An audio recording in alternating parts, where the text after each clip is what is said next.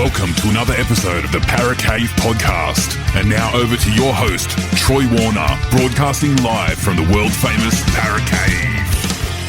And yes, hello and welcome back to another episode of the Para Cave podcast. Troy Warner here, and you can hear it in my voice. I am very happy because Parramatta got their first win of the season against the Dragons, 23 points to 22 on Saturday in round 5 at Commbank Stadium. How good is it to get a win so early, or so I guess you could say after 4 weeks of trying, unfortunately.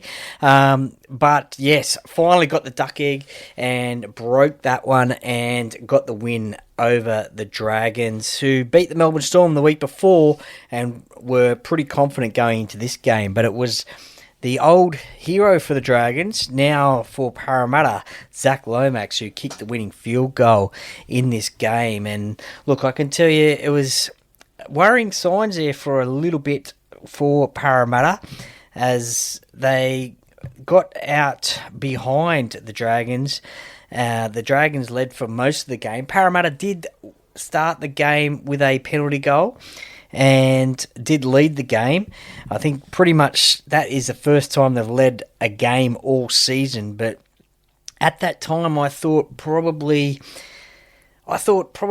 maybe the Eels should have kept the pressure on at that point, but they decided to go for the 2, so maybe it would have just been a bit of confidence to get those 2 points and then just lead from the front, I guess, even if it was just a penalty. But I think, obviously I'm not the coach, and that's maybe what was discussed during the week as well. If you get an opportunity to take 2 points, you take 2 points. But anyway, Parramatta, they took the 2 points there. They led 2-0, and the start was there for them. However, it did not take long for a former Eel, King Gutho, to score the first try of the game. That was in the 16th minute. Space just sort of opened up, I guess, for him in the middle of the field, and he made a beeline for the posts and scored the first try. And definitely the Dragons fans were really happy about that one, and certainly let out a big cheer. There was 19,302 there, apparently. A very good crowd there. It did look like it was a fair crowd. It was a great atmosphere at the game. Plenty of Dragons fans, obviously plenty of Eels fans as well. And the Eels fans were making a lot of noise, I can guarantee that one. The Swarm Bay was leading that one, that is for sure. But Clint Gutherson, he got the first try of the game. And look, didn't he love it? Valentine Holmes kicked the goal, so they got out to the 6-2 lead. It wasn't, and then the Dragons got a penalty and went out to 8-2, but that wasn't the halftime score. The halftime score was 14-8. So the Eels, they scored their first try through Josh Addo-Carr, and look, what a ball from Isaiah Iongi. What a pass from him. He broke a tackle and then threw the cutout pass to Josh Addo-Carr out there on the wing. And look, it was a great pass, cracker of a pass. Obviously got those ball-playing ability about him. And if you get a chance, go back and have a look at it because it was a cracker of a pass. Great try assist there. Zac Lomax, he had a 100% conversion rate throughout the game, so he converted and it was 8-all, so it was still anybody's game there. And then the unfortunate thing, a penalty for the second effort from Kotoga. I think that was over near the corner, and he basically took him over the sideline. Now, I thought that was a momentum tackle, to be honest, and a lot of the fans around me did think it was as well. But as I said, I thought it was a momentum, carried him over the sideline. It was a little bit of a game changer because shortly after that, the Dragons go down the other end of the field and a Clint Gutherson ball to Christian Tuipulotu, and he scored in the corner, which I thought was a little bit of a dubious put down as well, to be honest. I probably have seen a lot worse, but at the time seeing it, I didn't think it was a great put down, and I thought it could have went either way. I thought it could have went either a try or no try. We know these days it could go either way, but they awarded a try to the Dragons, and Val Holmes as well, another sharpshooter. He kicked the conversion from the sideline pretty much the sideline, 14-8, and that was the halftime score in the game. Will Penasini was put on report for a hip drop tackle. He's facing not a suspension, but a $750 to $1,000 fine, I think it is.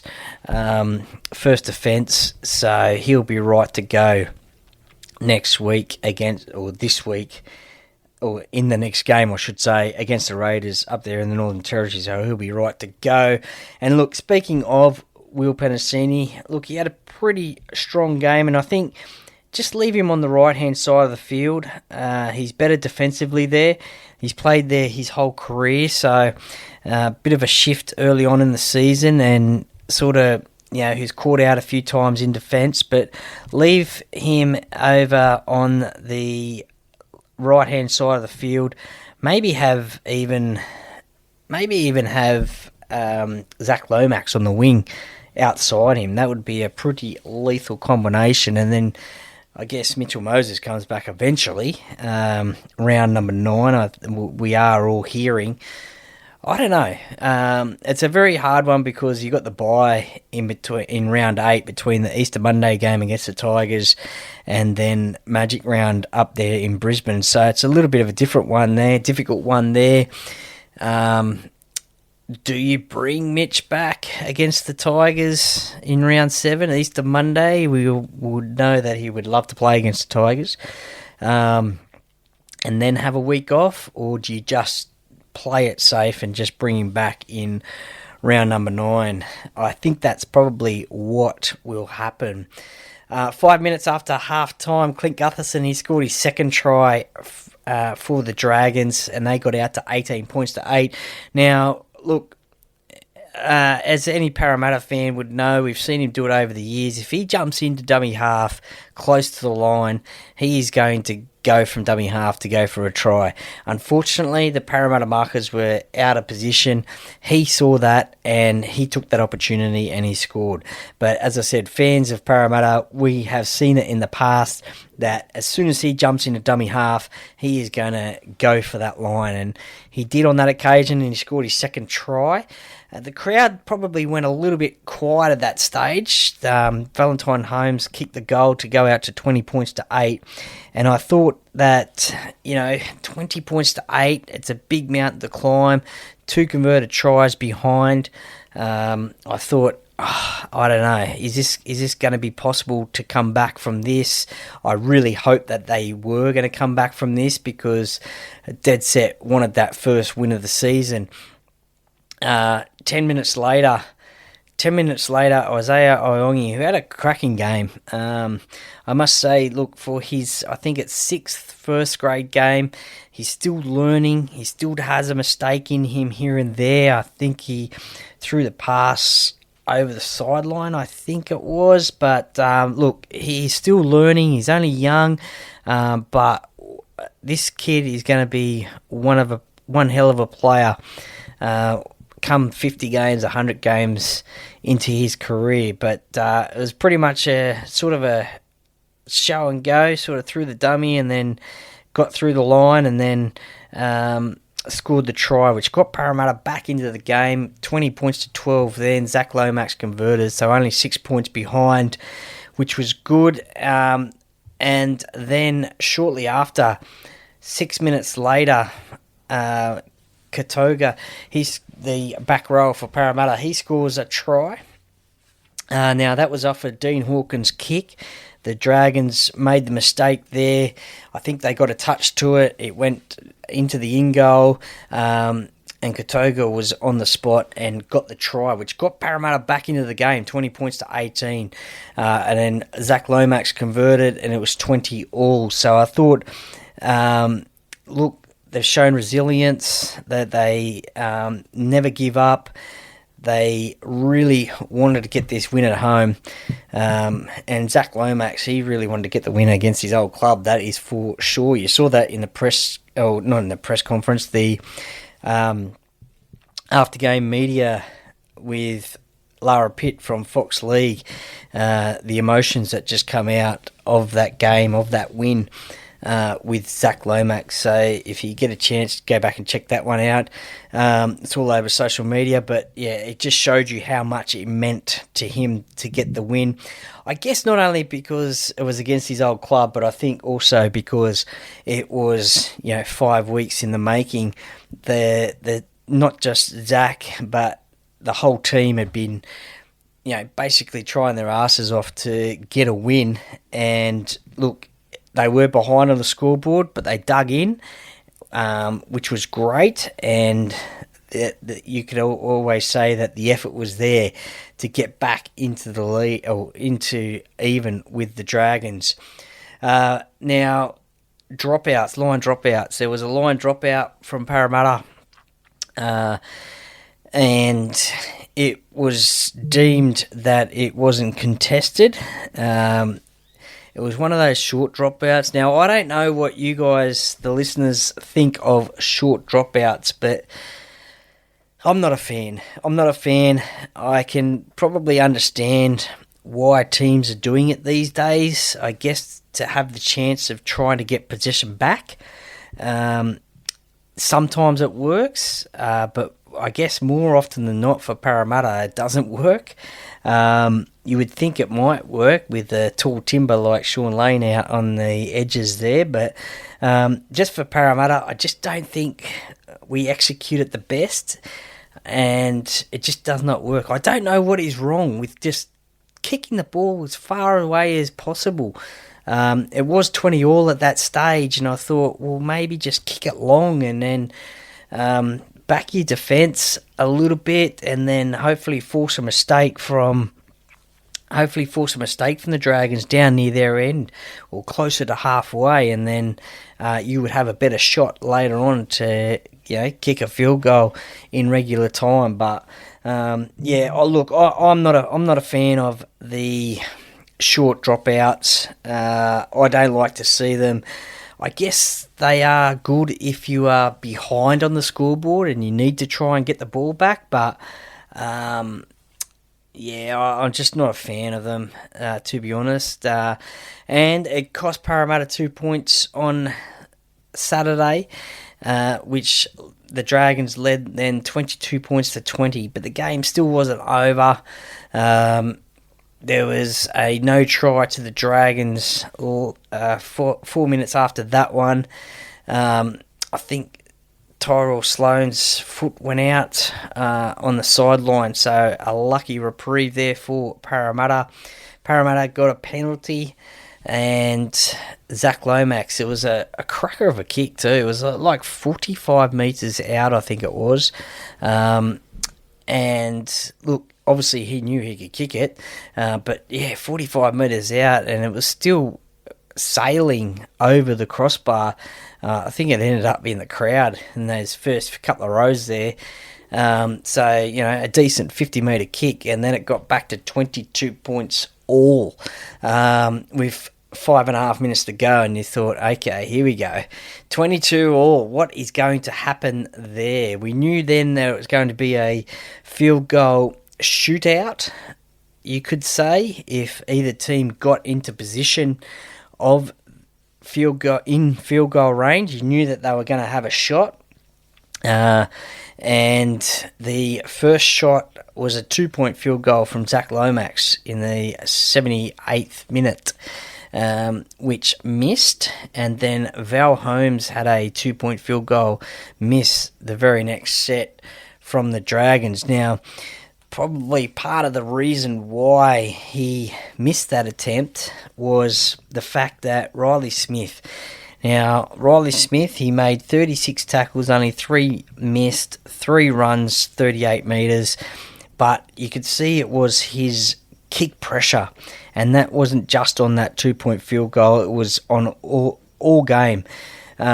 Just putting that kick pressure on, and it was the fifth tackle. Valentine Holmes was about 45 metres out, taking a field goal attempt, and you guessed it, Riley Smith was there to put that pressure on him, and Valentine Holmes missed the kick. We know that he's a pretty handy 2-point field goal kicker, or a normal field goal as well.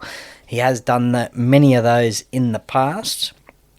One that can come off the top of my head was for when he was playing for the Cowboys against the Sharks in a semi-final, which got them into the prelim final, which Parramatta beat them in 2022. So we know that he can kick them, but just that pressure from Riley Smith was something that was most notable throughout the game. That is for sure. And he ended up getting 1 point in the Paracave Podcast Eels Player of the Year. Played 66 minutes. Now, he did not start the game. He was named at number 9. But Jermaine Hopgood, or Charlie Geimer, actually got named at hooker in jersey number 19. But Jermaine Hopgood was playing hooker on the field there for a while. Riley Smith came on after I think 15-16 minutes and played basically the rest of the game. Now, a lot of fans are saying, let Riley play 80 minutes, but I guess that 10-15 takes the sting out of the game, and then a quick injection of Riley. He's fast out of dummy half. He's got a great passing game from dummy half as well, very crisp. Perhaps, though, the plan might be for him to one day start 80 minutes. And look, I actually think that potentially this week against the Raiders, he might be one player to watch up there in Darwin. I think he'll be able to handle the heat. The heat and humidity up there. I think he could be one to watch running those big Canberra forwards around, but that's next week, so that's something to look forward to in the game day preview. But Riley Smith, I think he's also slowly developing into the number 1 hooker at Parramatta, so I think he will have a big future in front of him. And look, who knows, maybe one day he might end up starting and playing 80 minutes. So great game from Riley as well. Zac Lomax, he ended up kicking the 1-point field goal in extra time in the 84th minute and won the game for the Eels. And as I said, it was a bit of relief and joy, and look, not only for the players on the field, because you could see what it meant to them, but also the fans in the stands as well, that Parramatta got the win.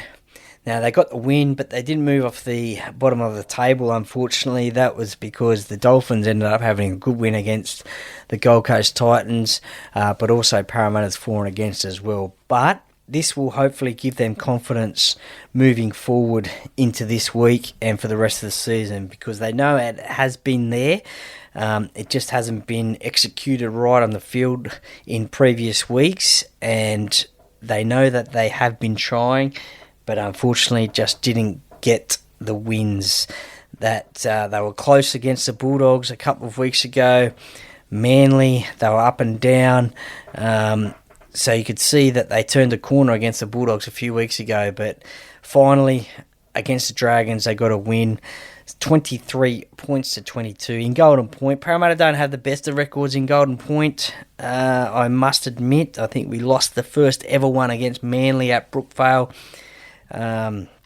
when Golden Point came in. And there's been a couple of others that we haven't won as well in Golden Point, so that was always a little bit worrying as well. But look, just great to get the win, that is for sure. Now, we'll start off with the team stats of the game, and Parramatta had majority of the possession, 54% to the Dragons, 46, 83 completion rate. They had 35 sets out of 40. They completed 35 sets out of 42. The Dragons, 73%. They had 4 less sets, so they completed 28 out of 38. The big thing that I guess you could say is a interesting thing, only one 4-straight out dropout from both sides. The missed tackles, Parramatta, unfortunately there is still something there in their defence that still needs to be worked on. 31 missed tackles, the Dragons only 23. Look, at the start of the game, it was a bit of a penalty-a-thon, wasn't it? I thought, 6-all in the penalties, ruck infringements. The Dragons gave away a couple of extra ones there, which really helped Parramatta as well. And all interchanges were made. Now, to the player stats for Parramatta, and look, as I said, Isaiah Iongi, 23 runs, 222 metres. He was the biggest metre getter, 42 post-contact metres as well. And look, what a game he had. I mentioned that pass that he threw before. That was for his 1 try assist there. But also, there was a moment there where I think he made a cracking tackle on Clint Gutherson, and I think straight after that, he cleaned up a 5th tackle kick, I think, but that was a cracking tackle on Clint Gutherson, 1-on-1, number 1 on number 1. I guess you could say the old Eel up against the new Eel, I guess you could say. Junior Pilo, he had a great game as well, probably took back to the Bulldogs game where he had his best game of the season. 190 metres from 19 runs, 77 post-contact metres, 3 offloads as well, as we all know what Junior can do. So, very good game from him. Look, Zac Lomax, you'd have to say he was right up there as well. He got 2 points in the Paracave Podcast Player of the Year. He got 2 points.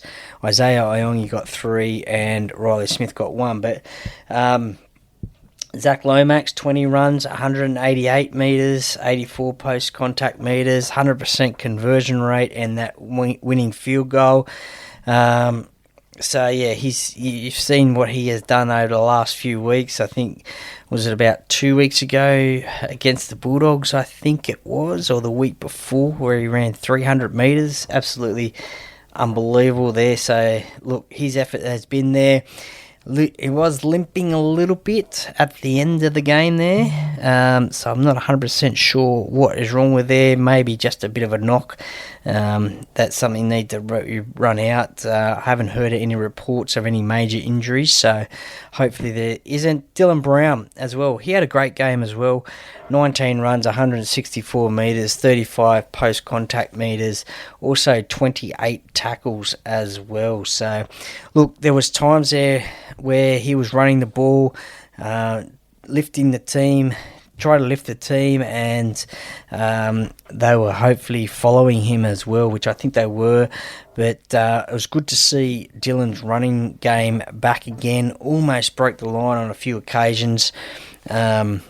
And look, I think that was definitely his best game of the season.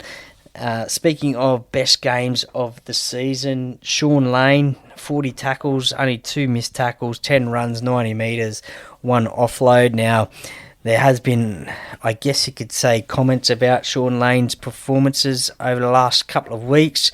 But I guess he's probably been brought in as a bit of a defensive player. And running when needed to. But 40 tackles in a game, that's unbelievable. Only the 2 missed. Riley Smith, 36 tackles, 3 missed. Dylan Brown, as I mentioned, 28 tackles. And Junior Palo also 28 tackles to go with his 19 runs, 190 metres. And Jermaine Hopgood, 26 tackles in the game as well. So they were your top performers from Parramatta. So, look, overall, a very pleasing performance. We've got the win, which is great. Got the 2 points.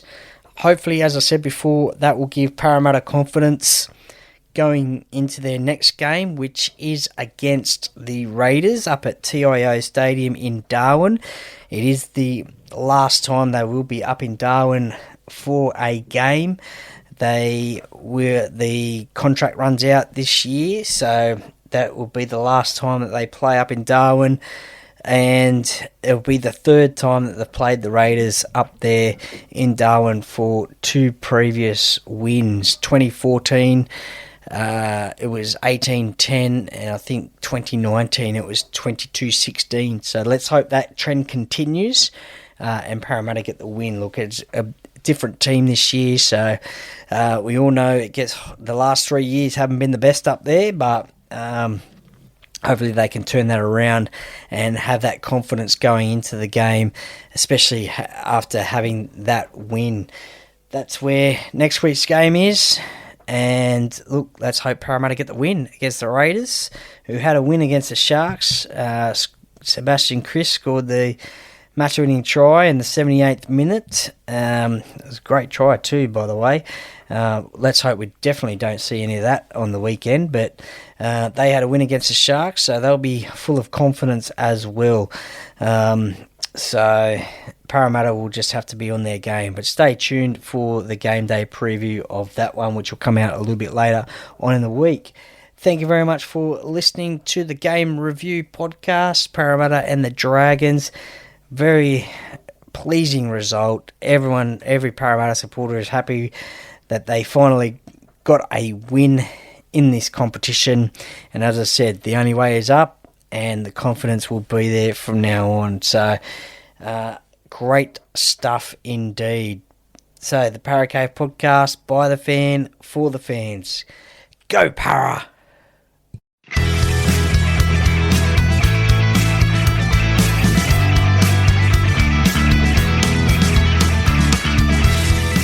Thank you for listening to another episode of the Para Cave podcast. See you next time.